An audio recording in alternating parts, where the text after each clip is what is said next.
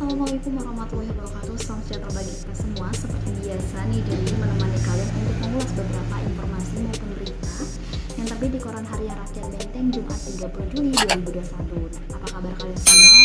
Jadi doakan semoga yang menonton ini dalam keadaan sehat walafiat, terhindar dari penyakit, apalagi di tengah pandemi COVID-19 ini. Kita juga harus tetap menjalankan protokol kesehatan dan menaati peraturan pemerintah yang sekarang harus dibawa kepada masyarakat untuk mematuhi PPKM.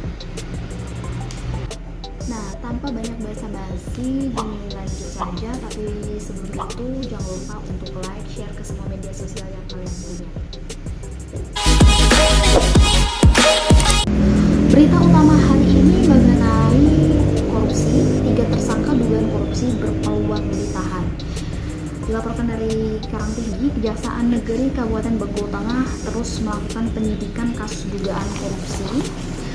Ini terkait dana anggaran pendapatan dan belanja negara pada Dinas Tenaga Kerja dan Transmigrasi Bengkulu Tengah, seperti halnya Oknum Kades. 3 tersangka kasus juga berpeluang ditahan, yakni Oknum Kadis selaku kuasa pengguna anggaran berinisial N, mantan Kabid selaku pejabat pembuat komitmen berinisial E, dan Kasih inisial A selaku bendahara.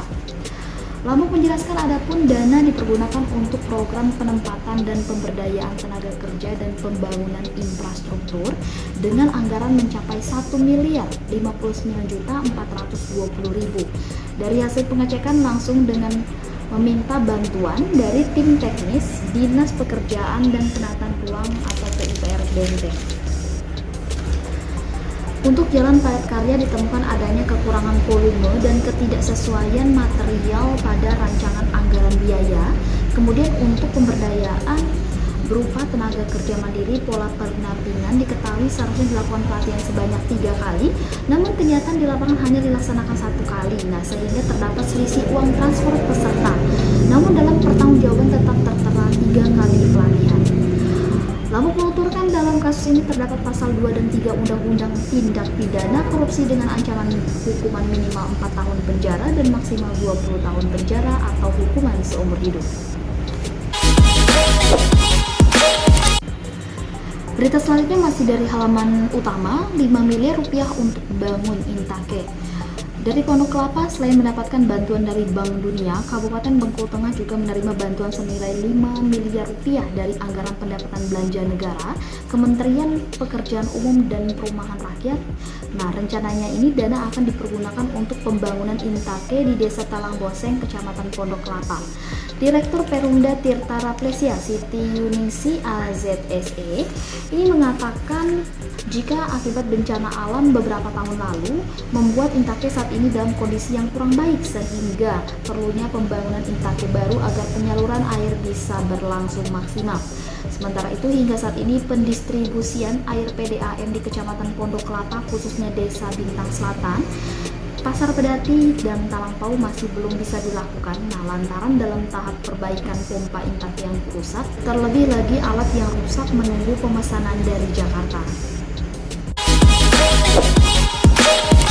Dari halaman utama kita ke liputan 11, 20 remaja ikuti pelatihan kepemudaan.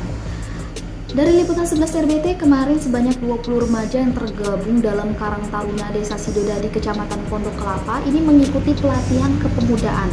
Nah, selaku pemateri Kasih Produktivitas Kepemudaan Dinas Pemuda dan Olahraga, Debbie Agus Jointo SPD, dalam kesempatan itu ia mengatakan sosialisasi kepemudaan sangat penting ditanamkan dalam keorganisasian.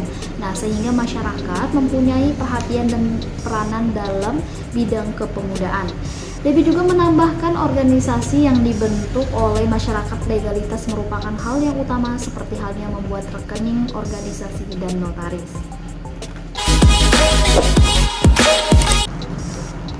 Selanjutnya ada penggunaan dana desa tahun 2021 segera dievaluasi.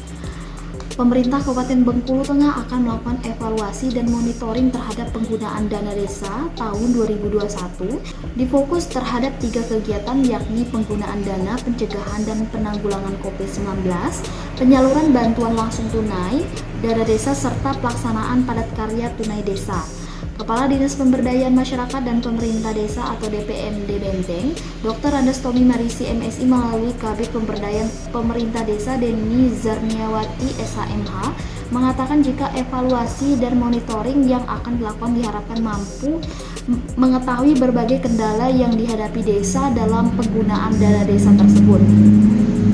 Neni menjelaskan bahwa evaluasi dan monitoring ini merupakan kegiatan tahunan yang diharapkan pengelolaan dana desa di Benteng sesuai dengan aturan yang ada, bukan hanya mencari kekurangan dan kesalahan, tetapi bersama mencari solusi terhadap kendala yang ditemukan di desa dalam pengelolaan anggaran.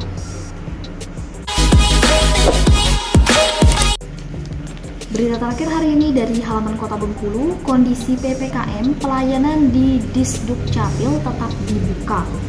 Walaupun di Kota Bengkulu sedang diterapkan pemberlakuan pembatasan kegiatan masyarakat hingga 2 Agustus mendatang, pelayanan di Dinas Kependudukan dan Pencatatan Sipil atau Dukcapil masih tetap buka dan normal seperti biasa. Kamis 29 Juli 2021, PLT Kepala Dinas Dukcapil Kota Bengkulu, Widodo menjelaskan bahwa Dukcapil termasuk ke dalam layanan yang esensial, yang artinya sama dengan perbankan atau bagian keuangan, sehingga pelayanan masih harus tetap dilaksanakan.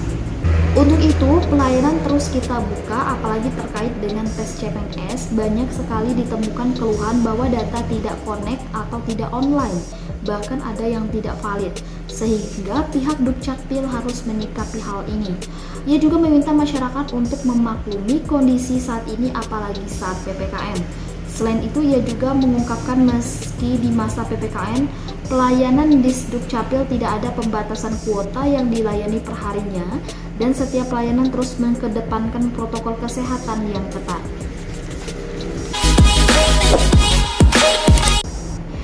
Itulah beberapa berita maupun informasi yang terbit di Koran Harian Rakyat Benteng hari ini Jumat 30 Juli 2021. Untuk kalian nih, jangan lupa untuk like, share ke semua media sosial yang kalian punya, dan aktifkan notifikasinya agar setiap video yang kami upload kalian orang pertama yang menontonnya. Jangan sampai ketinggalan beritanya, bisa mengakses website kami di rakyatbenteng.com atau bisa berlangganan koran dengan cara menghubungi karyawan yang bertugas atau datang langsung ke kantor Harian Rakyat Benteng. Saya Jeng Dini dan kru yang bertugas mengucapkan terima kasih dan wassalamualaikum warahmatullahi wabarakatuh. Jangan lupa menjalankan protokol kesehatan dengan 3M, mencuci tangan, menjaga jarak, dan memakai masker.